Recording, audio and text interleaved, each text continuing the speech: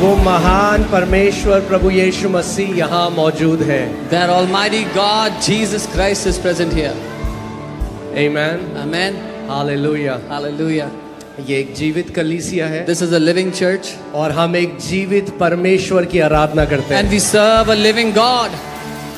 Amen. So इससे पहले हम वचन में जाएं, क्यों ना आप before- सब अपने हाथ को उठाएं Before we go into the word, let us lift up our hands wherever we are. और हम उस नाम को आज इस जगह में उठाते हैं जो नाम सबसे श्रेष्ठ है। And lift up the name that is greater than any other name. परमेश्वर का वचन कहता है स्वर्ग के नीचे और पृथ्वी के ऊपर और कोई नाम नहीं दिया गया जिसके द्वारा मानव जाति उद्धार पा The सके। word of God says there is no other name under heaven and on the earth through which mankind can be saved. केवल एक नाम। Only one name. प्रभु यीशु मसीह ने कहा जो कुछ तुम पिता से मेरे नाम से मांगोगे वो तुम्हें देगा। Lord Jesus said, whatever you will ask the Father in my name, He will give it to you. सो आज जो हम कलीसिया में इकट्ठा होते हैं ये कोई ईसाई रीति रिवाज नहीं है। So today when we are gathered here in the church, this is not a Christian ritual. आज जो हम प्रार्थना करते हैं ये कोई ईसाई रीति रिवाज नहीं है। When we pray today, this is not a Christian ritual. हम जानते हैं कि हमारा परमेश्वर प्रार्थनाओं को सुनने वाला परमेश्वर है We know that our God is a prayer answering God. और उसका वचन कहता है उसकी हर एक प्रतिज्ञा हाँ और आमीन के साथ हमारे जीवन में पूरी होती है। And His word says every promise of God is fulfilled in our life with a yes and a amen. आमीन। सो आज जो आप उसके पास आए हो एक उम्मीद के साथ, स्वर्ग आपकी प्रार्थना के ऊपर हाँ और आमीन की मुहर लगा रहा है। So today when you have come to Him with a request, with a prayer, the heavens are putting a stamp of a yes and a amen on that prayer. एक मिनट के लिए एक बड़ी प्रेज प्रभु यीशु मसीह को दो इस जगह। For a minute, give a loud praise to the Lord Jesus. Give him the best praise you सबसे- can because he is worthy, he is mighty, there is no one like my Jesus. सबसे उत्तम स्तुति यीशु को दो, वो महान है, सर्वशक्तिमान है। मेरे यीशु जैसा कोई नहीं अपनी है। आवाजों को उठाओ। Lift up एक your महान voices. स्तुति, एक महान प्रेज प्रभु यीशु मसीह को Give a mighty praise to King Jesus. Hallelujah. Amen, amen, amen. Hallelujah. Praise God. Hallelujah. Hallelujah. आइए हम प्रार्थना करेंगे और फिर हम वचन में Let चलें। us pray and go into the word. परमेश्वर पिता, हम आपके पास प्रभु यीशु मसीह के नाम से आते हैं। Heavenly Father, we come to you in the name of Jesus. हम आपका धन्यवाद करते हैं पिता, क्योंकि आप एक अच्छे पिता हैं। We thank you, Father, that you are a good God. आप ज्योति हैं और आप में कोई अंधकार नहीं है। You are light and in you is no darkness.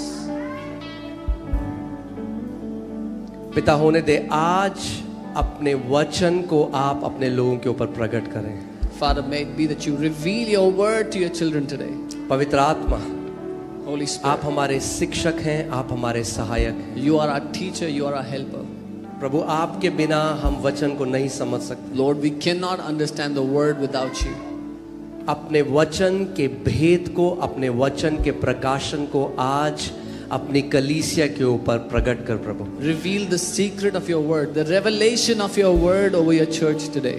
कि प्रभु हम लोग सयाने हो जाएं, हम लोग बालक ना रहें। So that we may become mature, we may not remain children. प्रभु यीशु मसीह के नाम में। In the name of our Lord Jesus. और कलीसिया कहती And the है church says, आमेन, आमेन। आप सब बैठ सकते हैं। you can be seated. हम लोग राइचियसनेस जो के ऊपर एक सीरीज कर रहे हैं। We are doing a series on righteousness. और मैं चाहता हूं जहां पे भी आप हैं बहुत ध्यान धर कर इस वचन को सुने। And wherever you are, I want you to hear this word intently. मुझे पता है आप में से कई लोग आए हैं, आपको चंगाई चाहिए अपने शरीर में, आप चाहते हैं परमेश्वर आपके लिए बहुत कुछ करे, मगर हमेशा याद रखें कि जो परमेश्वर का आत्मा कार्य करता है वो वचन को चिन्ह और चमत्कारों के द्वारा प्रमाणित करता है। I know many of you have come here for a healing and you want God to do something for you. But when the Holy Spirit does something, He takes the word and establishes it in the form of miracles and signs. Amen. यानी अगर आप वचन को ध्यान धरकर सुनते हैं So that means if you hear the word carefully, तो 100% आप अपना मिरेकल लेके जाएंगे। then 100% you will take your miracle with you. Hallelujah. Hallelujah. सो अब हम लोग राइचियसनेस, आज दूसरा पार्ट है। So now this is the second part of the righteousness series. और मैंने पहले भी आपको बताया था, इस मैसेज से शैतान नफरत करता है। And I had told you earlier, the devil hates this message. और इस मैसेज को बहुत अटैक किया गया है, And this message has been attacked so much. किया जा रहा है। It is still being attacked. और जो नहीं समझे आत्मा को वो अटैक करते रहेंगे। And those who do not understand the Spirit will keep on attacking this message. मगर अगर आप इस प्रकाशन को समझ गए But if you will understand this revelation, तो आप पृथ्वी पर राज्य करेंगे। then you will reign on the earth. आमेन। चलिए जल्दी से इब्रानी 5:12, Let us go to Hebrews 5:12. इब्रानी 5:12 और 13 में पढ़ूंगा। Hebrews और 5. परमेश्वर का वचन उन विश्वासियों के लिए कह रहा है जो अब विश्वास में आए हुए, उनको बहुत समय हो चुका है। Hebrews 5:12 and 13, the Bible is talking to those believers who have been in the Lord for some time. ध्यान से सुनिए। समय के विचार से तो तुम्हें गुरु हो जाना चाहिए था या शिक्षक हो जाना चाहिए था, तो भी यह आवश्यक हो गया है कि कोई तुम्हें परमेश्वर के वचनों की आदि शिक्षा फिर से सिखाए। For though by this time you ought to be teachers, you need someone to teach you again the first principles of the oracles of God, and you have come to need milk and not solid. तुम तो ऐसे हो गए हो कि तुम्हें अन्न के बदले अब तक दूध ही चाहिए। For everyone, you have become as if you need milk and not solid food. NLT में मैं आपको पढ़ के बताता हूँ। It's beautiful. I'll read it in NLT, it's beautiful. For you have been believers so long, तुम इतने लंबे समय से विश्वासी हो, now that you ought to be teaching others. अब तक तो तुम्हें दूसरों को सिखाने वाला होना चाहिए। Instead, you need someone to teach you again the basic things about God's word. लेकिन जरूरत ये पड़ रही है कि तुम्हें कोई परमेश्वर के बारे में प्राथमिक बातें सिखाए। You are like babies who need milk and cannot eat solid food. तुम उन बच्चों की तरह हो गए जो खाना नहीं खा सकते ठोस, उनको दूध चाहिए पीने के लिए। Apostle Paul is talking about many believers. पौलुस प्रेरित बहुत से विश्वासियों की बात कर रहे हैं यहाँ पे। आज भी कई विश्वासी हैं, उन्हें केवल दूध चाहिए। Even today there are many believers who just need milk. वो वचन की जो गूढ़ शिक्षाएं हैं उनको सहन नहीं कर सकते। They cannot bear the solid food of the word और of God. इसीलिए सालों हो गए कलीसिया में जाते हुए, मगर आज भी आत्मा में बच्चे हैं। And this is why they have been going to church for years, but they are still children, they are still babies in the spirit. ये कौन विश्वासी हैं जिनके लिए बाइबल कह रही है कि सालों के बाद भी आज भी वो बच्चे हैं? Who are these believers that the Bible is saying they are babies still after years? Verse 13. 13वीं आयत। For everyone who partakes only of milk is unskilled in the word of righteousness, for he is a babe. क्योंकि दूध पीने वाले को तो धार्मिकता के वचन की पहचान नहीं होती, क्योंकि वो बच्चा है। सो बाइबल के अनुसार आपकी बाइबल में भी है, ये मैं नहीं बोल रहा, बाइबल के अनुसार अगर आपको धार्मिकता की शिक्षा का ज्ञान नहीं, तो आप परमेश्वर की नजर में अभी एक दूध पीते हुए बच्चे हैं। So according to your Bible, this is in your Bible, and it says if you do not have the understanding of the revelation of righteousness in the sight of God, you're still babies. इससे फर्क नहीं पड़ता आप कितना उपवास करते हैं, कितनी प्रार्थना करते हैं, कितने समय से चर्च जाते हैं। It does not matter how much you fast or pray or you go to church. अगर आपको धार्मिकता का प्रकाशन नहीं है तो आप दूध पीने वाले बच्चे हैं परमेश्वर के राज्य में। If you do not have the revelation of righteousness, you are a baby in the eyes of God. और बच्चे कभी भी राज्य और प्रभुता नहीं कर सकते। And babies cannot have dominion, they cannot reign, they cannot rule. Hallelujah. इब्रानी 6, मैं आपको कुछ बताना चाहता हूं, थोड़ा शॉकिंग है कई लोगों के लिए, Let's go to Hebrews 6. It's a little shocking for some people. क्योंकि कई विश्वासी जो सोचते हैं ठोस खाना है और हम पे ये एलिगेशन लगाते हैं कि हम वो नहीं सिखाते, वो एक्चुअली में मिल्क है राज्य में। Because what some people think is solid food and they put that allegation on us saying we don't teach that is actually basic milk for children. अब एक बार फिर से जाइए इब्रानी 5:12 में, मैं आपको कुछ दिखाना चाहता हूँ। Let's see again Hebrews यहाँ पे 5:12. देखिए लिखा है फर्स्ट प्रिंसिपल्स, It says प्राथमिक बातें, फर्स्ट प्रिंसिपल्स, जो शुरुआती बातें हैं। यानी जब आपने अपने बच्चे को, कोई ऐसा है जो अपने बच्चे को 10th क्लास में एडमिशन कराता है कोई? Is there anyone who directly admitted their child in हम 10th? प्ले स्कूल में भेजते हैं अपने बच्चों को, We है put ना? them in play school, right? Nursery में भेजते हैं। Then in तो nursery. वहां पे क्या सिखाया जाता है बच्चों को? What do they teach them there? A for Apple, B for ball. पर आपका बच्चा भी 20 साल का हो गया और वो कह रहा है A for Apple, B for ball, तो कुछ दिक्कत है। If your child is 20 years old now and he's still talking things of nursery class, there's a problem. A for Apple, B for ball राज्य की पहली एलिमेंट्री टीचिंग है। क्योंकि ये चीजें जो these are the first principles of kingdom. मगर ये पहली एलिमेंट्री शिक्षाएं क्या हैं?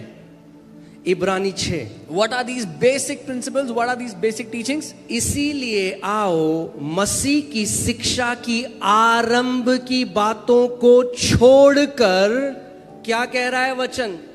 इसीलिए आओ मसीह की आरंभ की बातों को छोड़कर हम सिद्धता की ओर आगे बढ़ते जाएं। Therefore, leaving the discussion of the elementary principles, let us go on to perfection. अरे ये पाप के बारे में नहीं सिखाते, अरे पाप पश्चाताप, अगर यही करते रहोगे तो कभी मसीह लोग सयाने नहीं होंगे विश्वास में। Oh, they don't teach about sin. If you keep teaching about sin and repentance, believers will never be mature in the Lord. और आपको एक बात बता दूं, अगर रिपेंटेंस होता है तो हर संडे इस कलीसिया में होता है, क्योंकि मन बदलते हैं, लोग जानते हैं वो नई सृष्टि हैं, लोग जानते हैं उनका अधिकार क्या है, और लोग जय में चलते हैं, उनके जीवन के फल बताते हैं कि उन्होंने रिपेंट किया है। And let me tell you, if there is repentance, it happens every week in this church where people's minds are renewed. They find out who they are in the Lord. Their hearts are changed. Their thinking is transformed. Amen. Repentance प्रभु मैं पापी हूं कहना नहीं है, Repentance is not, oh Lord, I'm a sinner. वो penance है। वो पश्चाताप है. पश्चाताप अलग है, रिपेंटेंस का मतलब है मन का बदलाव होना। Penance is a different thing. Repentance means a change of thinking, a her change of Sunday mind. आप गवाही देखते हो, हमें नहीं पता था पहले, अब हम अपना अधिकार जान गए हैं, घोषणाएं करते हैं, अरे यही तो असली रिपेंटेंस है। Every Sunday you watch testimonies, people saying, we did not know we had authority, we learned to take authority, we learned to make declarations. This is repentance. Amen. मैं अपनी तरफ से कुछ ऐड नहीं कर रहा, वचन पढ़ रहा हूं आपके सामने, I am not adding anything to this. I'm just ध्यान reading the धरकर word. सुनना। Hear carefully. Amen. Amen. इसीलिए आओ, So, इसीलिए बोलो आओ, परमेश्वर हमारे लिए कह रहा है, इसीलिए आओ मसीह की शिक्षा की आरंभ की बातों को छोड़कर हम सिद्धता की ओर आगे बढ़ते जाएं। therefore, leaving the discussion of elementary principles, let us go on to perfection. English Bible says not laying again the foundation. Bible कहती है फिर से वो नींव ना रखें. अगर आपको घर बनाना है If you want to build a तो house, सबसे पहले नींव डालना बहुत जरूरी है. then it is very important to lay the foundations first. मगर यहाँ नींव डाला फिर यहाँ नींव ही डालते रहोगे तो घर नहीं बनेगा कभी. But if you put a foundation here and a foundation there, if you keep laying the foundation, अगर you'll घर never build a banana house. है, नींव डल गई भैया, उसके बाद और तो बनाओ. If you want to build a house, you've laid the foundation, now build above it. पाप से पश्चाताप करो, पाप से पश्चाताप करो. अरे sin and भैया वो repent. एलिमेंट्री टीचिंग है, आगे बढ़ो उससे. Sin and repent, sin and repent. That is the basic teaching. Move ahead of it. आमेन. आपकी बाइबल में भी है. This is in your Bible. हम किसकी तरफ बढ़ जाएं? सिद्धता की ओर. अब ध्यान से Towards सुनो. what do we go? Perfection. क्या है elementary principles? What are these elementary teachings? Not laying again the foundation. फिर से हम ये फाउंडेशन ना डालें. बाइबल कह रही है Let us not lay this foundation again. मरे हुए कामों से मन फिराना, Repentance from dead works, परमेश्वर पर विश्वास करना. faith towards God. परमेश्वर पर विश्वास करने से आप शुरू होते हो और ग्रेजुएट होते हो परमेश्वर का विश्वास पे. You start from faith towards God and you graduate with the faith क्योंकि of जब God. मैंने यीशु में विश्वास किया मैंने नया जन्म पा लिया. मगर अब मेरे पास यीशु का विश्वास है, इसलिए मैं पहाड़ों को हटा सकता हूं. Because when I believed in Jesus, I believed, I had faith on Him and I got a new life, but Amen. now I have His faith. Church, graduation का समय आ चुका है. Church, it is time for graduation. Amen. Hallelujah. हमें आदि की शिक्षाओं की बातों से बढ़कर आगे जाना है गूढ़ रहस्य में. और बाइबल बताता है स्ट्रॉन्ग मीट, जो गूढ़ शिक्षा है वो है राइचियसनेस का message. We have to move out of the basic things of the Lord and go into the deep secrets of the message of God, and that is the message of क्यों righteousness. आज मसीहों की हालत ऐसी है? Why are believers in this अरे condition किसी today? ने काला धागा कर दिया, Oh, somebody हमारे घर के बाहर नींबू काटा है. अरे कोई हमारे ऊपर जादू टोना कर रहा है. अरे हमारे ऊपर ओ पास्टर जी ये क्यों हो रहा है? क्योंकि आज तक नहीं समझे कि धार्मिकता क्या होती है. Why do believers talk like this? Somebody's done black magic over us. There was a lemon outside our house, because they don't have the understanding of what righteousness is. परमेश्वर पर विश्वास करने और बपतिस्मों और हाथ रखने, मरे हुओं को जी उठने और अंतिम न्याय की शिक्षा रूपी नींव फिर से ना डाले. Of the doctrines of baptism, of laying on of hands, of resurrection of the dead, and of eternal judgment, do not lay these basic foundations again. अगर आप देखें मैक्सिमम लोग यही सिखाए जा रहे हैं 20-30 साल तक. अरे परमेश्वर कह रहा है अगर सिद्धता में जाना है तो आगे बढ़ो, धार्मिकता के वचन को समझो, जानो कि मसीह ने तुम्हारे लिए क्या कर दिया है. If you will see, maximum number of people are teaching this for 20-30 years, but Bible is telling us if you want to go into perfection, leave these basic foundation teachings that you have already laid and go towards the teaching of righteousness. नींव बहुत जरूरी है नए विश्वासियों के लिए. Foundation is very important for new believers. इसके बिना हम आगे नहीं जा सकते. Without that we cannot मगर move भाई forward. एक बार नींव डाल दी तो आगे बढ़ो. But when you have already laid the foundation once, now move ahead. मैं तब तक नहीं परमेश्वर में बढ़ा जब तक मैं उसी पाप पश्चाताप, पाप पश्चाताप, पाप पश्चाताप, सालों तक एक ही वर्ड सुना, पापियों पश्चाताप करो, पापियों पश्चाताप करो, पापियों पश्चाताप करो. किसी ने नहीं बताया कि भैया जो मसीह में है वो पापी नहीं हो सकता. I did not start to grow in the Lord until I was in the teaching of sin and repent, sin and repent, sin and repent. Nobody told me that now what Jesus has done for you, you're not a sinner anymore. Amen. Amen. फिर से आओ 13 में. मैं चाहता हूं ये वचन आपके अंदर घुस जाए आज. I want this word आप to go समझ deep जाओ. in you, so you understand. Hallelujah. Verse 13. 13वीं आयत. क्योंकि दूध पीने वाले बच्चे को तो धार्मिकता के वचन की पहचान नहीं होती क्योंकि वो बालक है. Because everyone who drinks milk is unskilled in the word of righteousness, for he is a baby. Amen.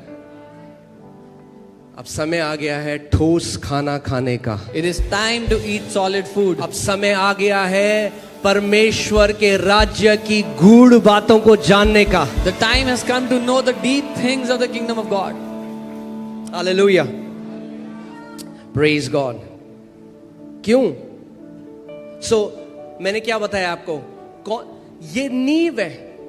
अगर आपने धार्मिकता की शिक्षा को नहीं समझा, आप कभी जय में नहीं चल सकते। This is the foundation. If you do not understand the teaching of revelation, you can never walk in victory. कितने लोग जय में चलना चाहते हैं इस जगह में? How many people want to walk in victory here? कितने लोग एक जयवंत जीवन जीना चाहते हैं इस पृथ्वी पे? How many people want to live a victorious life on the ये earth? मत बोलना स्वर्ग में जिएंगे, स्वर्ग में तो हर कोई जिएगा। Don't say we'll live a victorious life in heaven. Everyone will live a victorious life there. आमीन। स्वर्ग में तो हर कोई जिएगा, Everyone will live a victorious life हम there. यहाँ भी जिएंगे। But even here we have to live a victorious life. आमीन, Amen. हालेलुया। Hallelujah. चलिए वापस इसमें आते हैं। दूसरे कुरिन्थियों 5:21 में आपको जल्दी से कुछ बताना चाहता हूं और तब हम वचन में प्रवेश करेंगे। 2 Corinthians 5:21. I'll quickly tell you something and we go to the word. आपको याद है मैंने आपको एक इलस्ट्रेशन किया था, कैसे परमेश्वर पिता ने यीशु मसीह को क्या बना दिया? क्या बना दिया? पाप बना दिया, ताकि हम क्या बन जाएं? धार्मिकता बन जाएं। Remember I showed you an illustration how the Father made Jesus to be sin so that we may become the righteousness of God. यीशु मसीह पाप कैसे बना? How did Jesus become sin? फिर से एक रिवीजन कर रहा हूं मैं आपको। I'll do a quick. यीशु मसीह पाप कैसे बना? How did Jesus become उसने sin? कोई पाप नहीं किया, Because he did not do any sinful act, मगर उसने पाप के स्वभाव को रिसीव किया। but he received the nature of sin. क्योंकि पाप क्या है? एक What is sin? पाप क्या है? What is sin? स्वभाव है। It's a nature. हिंदी में मैं इसको एक्सप्लेन करना मुश्किल है, इंग्लिश में आसान है, क्योंकि इंग्लिश में बाइबल दो चीजें बोलती है, सिन यानी पाप और सिंस। जब बाइबल कहती है सिन तो ये है नाउन या ये है नेचर, जब बाइबल कहती है सिंस ये है वर्ब या ये है कर्म। In English it says sin and sins. Sin is a nature, it's a character, it's a personality. Sins is a verb, an act. Amen.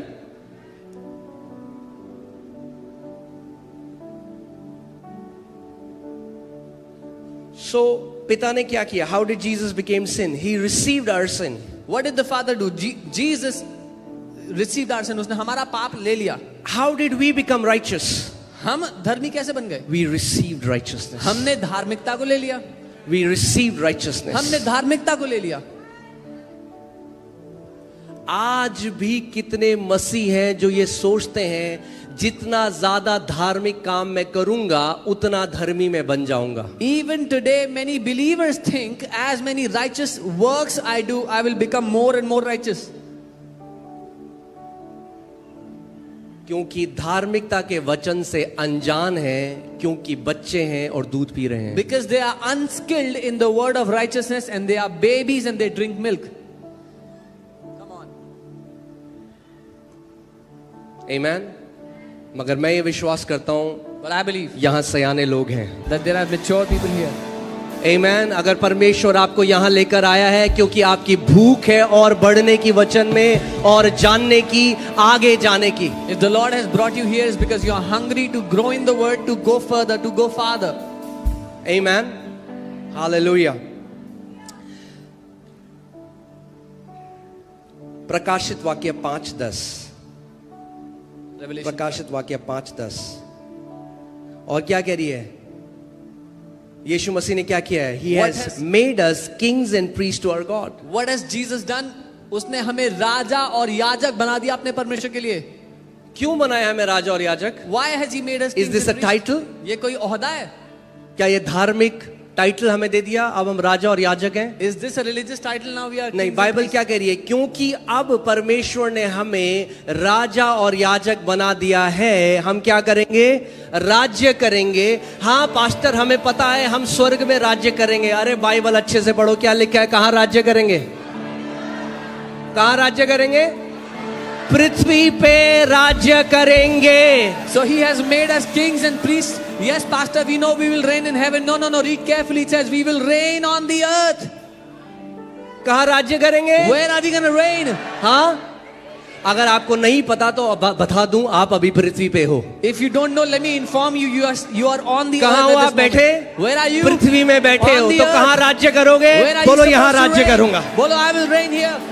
आमेन। यानी जहां आप हो परमेश्वर वहां आपको राज्य कराएगा, वहां आप प्रभुता में चलोगे, वहां आप परमेश्वर के महान कार्यों को देखोगे। That means wherever you are, you will reign there. God will do mighty things in and through your life. Amen, hallelujah. अगर चांद में होते तो शायद नहीं कर पाते प्रभुता, मगर बाइबल कह रहा है धर्मी लोग जो हैं, जो राजा और याजक बनाए जा चुके हैं, वो पृथ्वी में राज्य करेंगे। The Bible is saying those who are righteous, who have been made kings and priests, will reign on the earth. Does the Bible say he will make us kings and priests? क्या Bible कहती है वो हमें बनाएगा राजा और याजक? हाँ, बना चुका है। He has made us. क्या करेंगे हम लोग? What will we do? राज्य करेंगे। We will reign. राज्य करेंगे। We will reign. जो धर्मी लोग हैं ना, The righteous people, उनकी ग्रिड ही नहीं है इस बात की। they have no कहते understanding. राज्य केवल परमेश्वर कर सकता है। They say only God can reign. हाँ, मगर उसी परमेश्वर ने कहा अपने वचन में कि तुम राज्य करो। Yes, but the same God in His word said, "You will reign." उसी परमेश्वर ने अपने वचन में कहा क्योंकि मैं राज्य करता हूं, मेरे बेटे और बेटियां भी राज्य करेंगे। The same God, He said, "Because I reign, my sons and daughters will also reign." बोलो मुझे राज्य करने के लिए बनाया गया है। Say, "I have been made to rule and reign." आमेन। पृथ्वी में किस चीज में राज्य करेंगे? बीमारियों के ऊपर राज्य करेंगे, डिप्रेशन के ऊपर राज्य करेंगे, गरीबी के ऊपर राज्य करेंगे, दुष्ट आत्माओं के ऊपर राज्य करेंगे, शैतान की सारी युक्तियों और झूठ के ऊपर राज्य करेंगे। What will we reign over? We will reign over sicknesses, we will reign over poverty, we will reign over every lie of the devil. Amen. Hallelujah.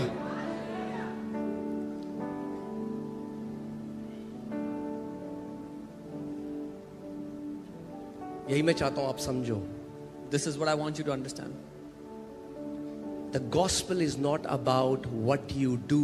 The gospel is about who you are in Christ Jesus.